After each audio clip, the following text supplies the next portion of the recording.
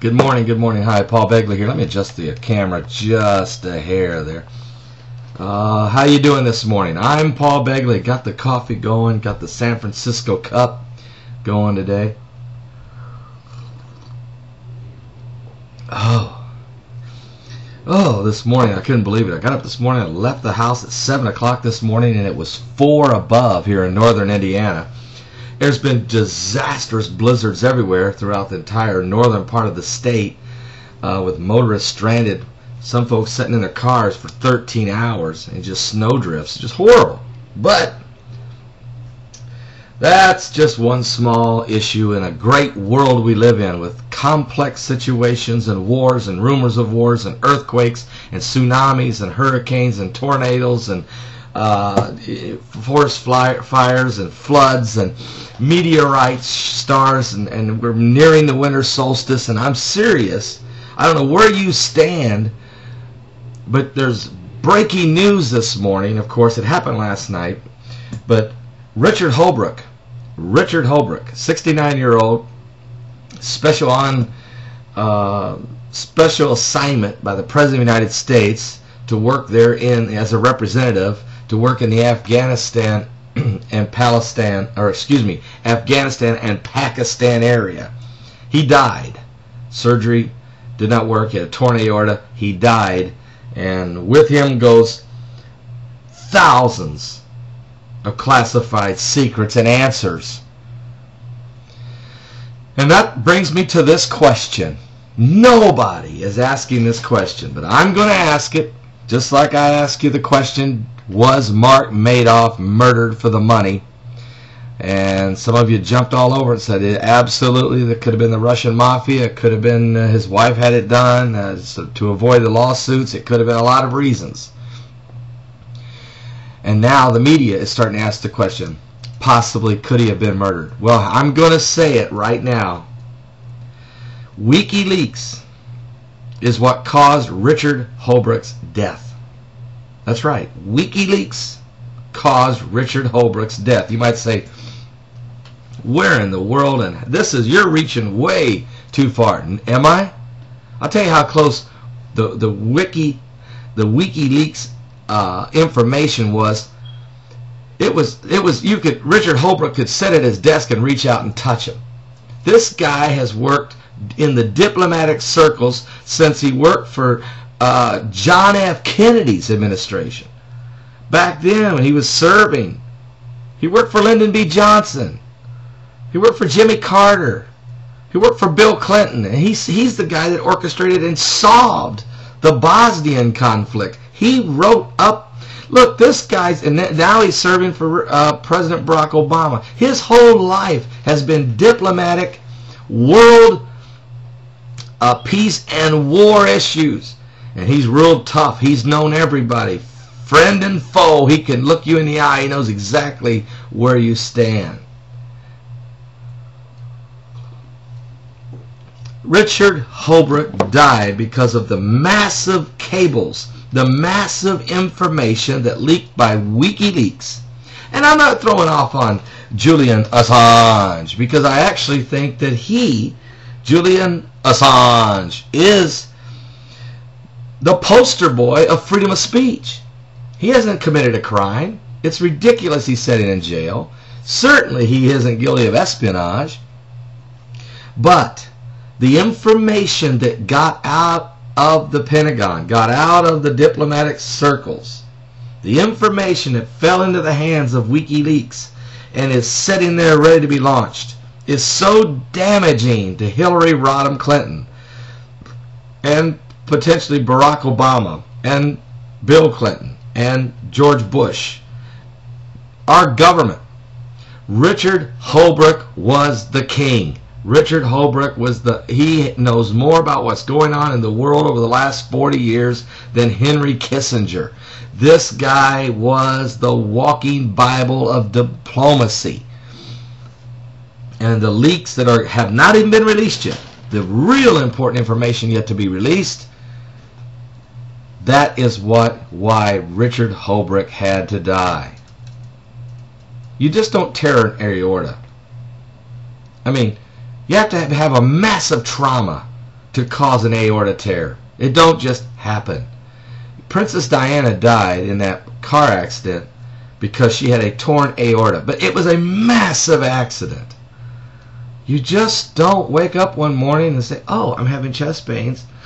And because you have a torn aorta. Folks, when your aorta is torn, you're going to be blacking out. You're going to be absolutely on the verge of death instantly. I mean, this is insane. And you doctors out there, you know this. You in the medical field, this is insanity. Well, they had to check him into George Washington Hospital because and we're going to try to repair a torn aorta. No, you'd be rushing him into OR and ER, and you'd be, look. Now, there's an article here by CNN. I guess I should read it. And it's a good article, but hang on to my theory just for a moment. Leaders around the world Tuesday have mourned the death of the diplomat who spearheaded the end of the Bosnian War, on the 15th anniversary even of the peace deal that he helped design. He actually designed it. Richard Holbrooke, 69, died Monday after doctors performed surgery to try to repair a tear in his aorta. He most recently served as the Obama administration's point man in the volatile Afghan-Pakistani war zone. He was well known for his role as the chief architect of the Dayton Peace Accords, which were signed when? Today, December 14th, 1995, which ended the deadly ethnic conflict that erupted during the breakup of Yugoslavia.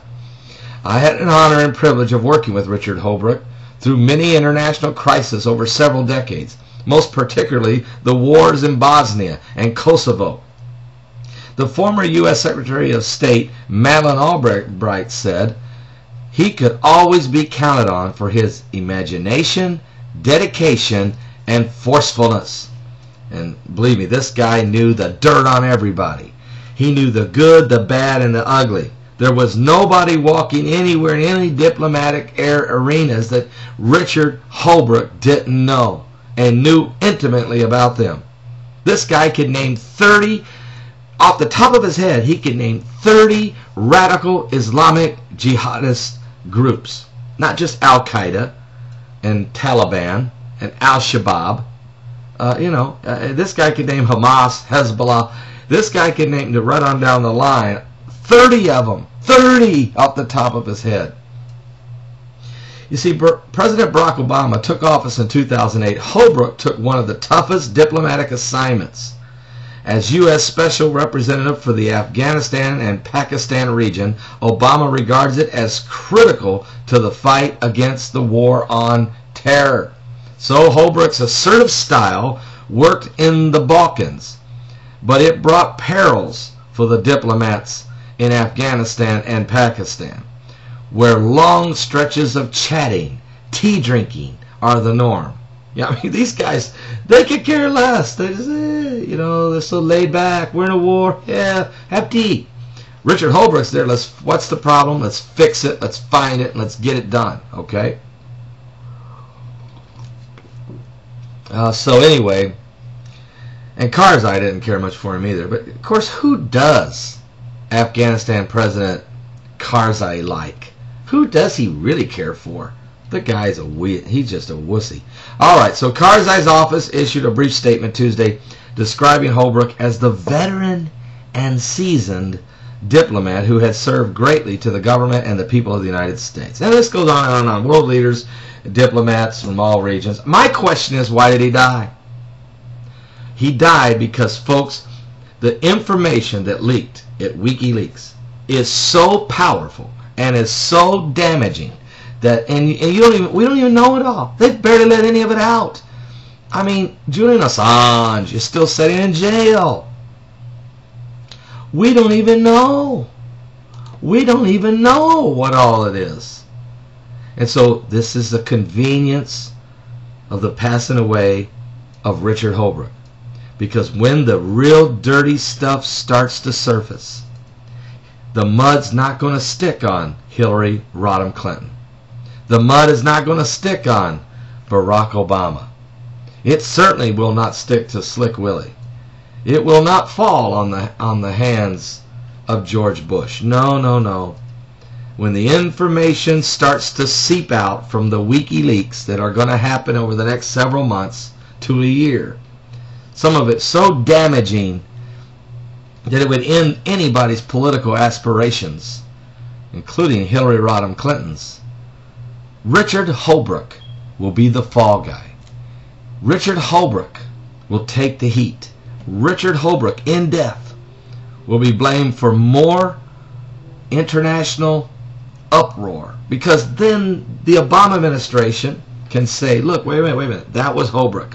No, that was Richard Holbrooke. He's dead now, and we have a change.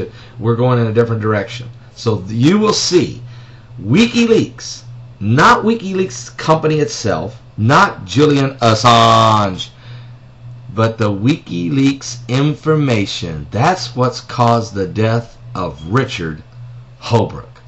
I'm Paul Begley. I want to hear your comments.